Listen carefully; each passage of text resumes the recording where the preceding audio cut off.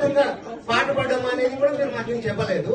Corona సమయంలో junior అడ్వకేట్లు ఇక్కడ ఎంత ప్రాబ్లమ్స్ క్రియేట్ చేసిండ్రు. వాళ్ళు అసలు వాళ్ళ బతుకుదేవే చాలా కష్టమైపోయింది జూనియర్లకు.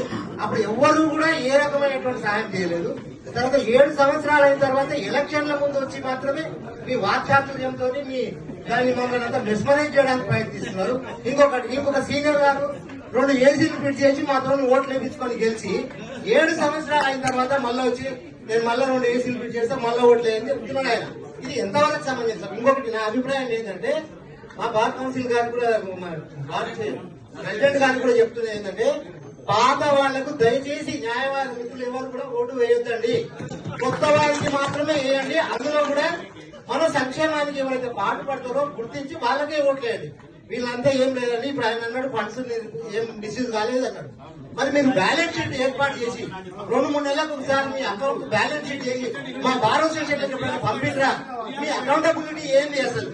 మీరు ఎంతసేపటికి మీ పదవిని ఉపయోగించుకొని లాబింగ్ చేసుకొని హైకోర్టుల కేసులు మీ కేసులు చేసుకోవడానికి మాత్రమే ఉపయోగపడ్డారు. మా న్యాయవాదుల సంక్షేమానికి ఏ రకంగా కూడా మీరు ఉపయోగపడలేదు. అసలు వాళ్ళకు మా మనసులో బాగా చెప్తున్నాండి. నేను ఎవరికి పక్షం కాదు.